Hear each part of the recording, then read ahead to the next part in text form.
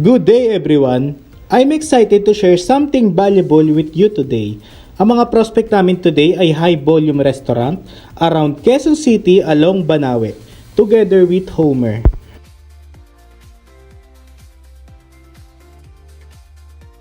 So ito po yung laman ng customer visit kit natin.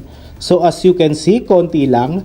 Yung polo shirt, t-shirt, dry fit is included na sa ibibigay natin na samples sa mga customer natin with their company logo. Tumblers naman is kompleto tayo ng printing process.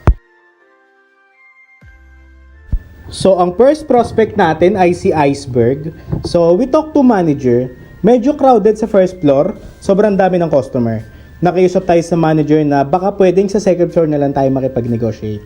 So latag agad tayo ng customer visit kit and discussion ng mga products and services.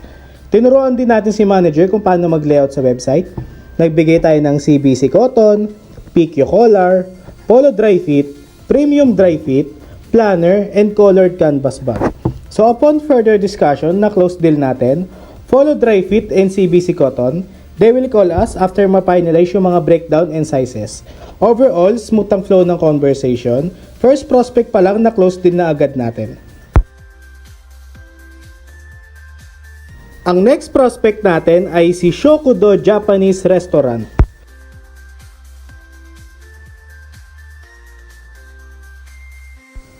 So same thing, latag agad tayo ng customer visit kit at yung mga items na ipapamigay natin para sa kanila.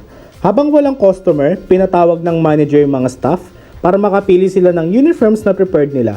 Dahil yung mga uniforms nila is kupas na and fade na yung mga prints.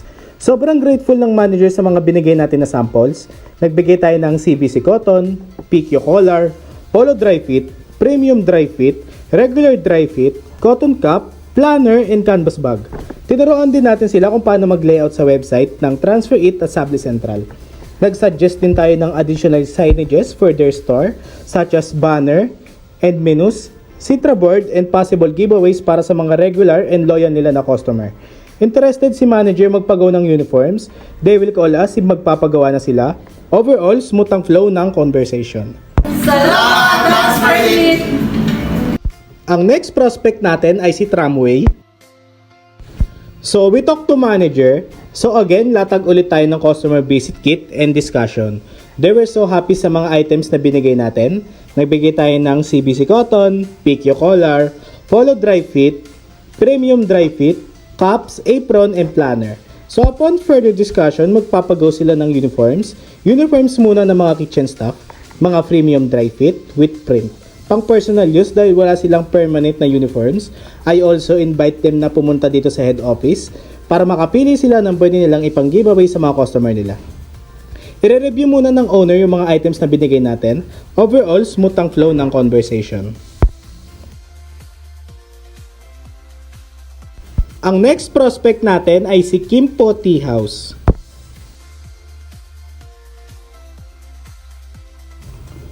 So, nakausap natin na maayos yung manager. Malawak yung place nila, tahimik at malinis.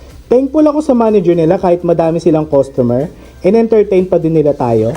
So latag agad tayo ng customer visit kit. Nagbigay tayo ng CBC cotton, PQ collar, polo dry fit, premium dry fit, regular dry fit, cotton cap, planner, and canvas bag. Na-appreciate nila lahat ng samples sa binigay natin. Nag-suggest tayo ng core necessity for maintaining operational efficiency. First is storefront signage such as banner, pull-up banner, X-banner, and tarpaulin.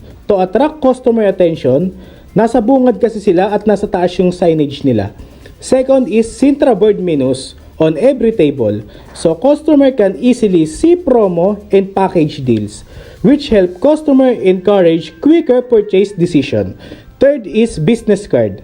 Maganda yung place nila. They can accommodate events like birthdays, parties, and family gatherings.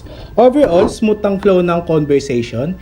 Interested sila sa full sublimation, they will call us if magpapagawa na daw sila. So, ang next prospect natin ay si Espacio Cafe. Nag-observe muna kami sa loob dahil meron silang merch ng tumblers. Medyo pricey nga lang. So later on, we talk to manager. Nag-suggest tayo ng different tumblers with different printing process such as UV print, UV engrave, UV sticker from expensive to cheapest para mapalitan na yung visuals nila. Masyado kasing pricey tapos iisa lang ang design. Walang pagpipilian ng customer. So let's think outside the box para makabenta din tayo at makabenta din sila. Para na din mapalitan yung visual nila and display na hindi pinapansin ng mga customer.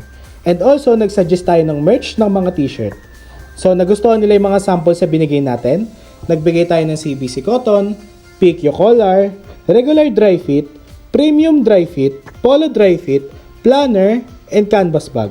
Overall, smooth ang flow ng conversation. They will call us na lang daw if magpapagawa sila. I also invite them na pumunta dito sa head office natin para makapili sila ng pwede nilang ipang giveaway sa mga customer nila. Lalong-lalo na yung tumbler. So, ang last prospect natin ay si Lingnam. So, ayaw nilang magpa-video. Yun lang po, maraming salamat.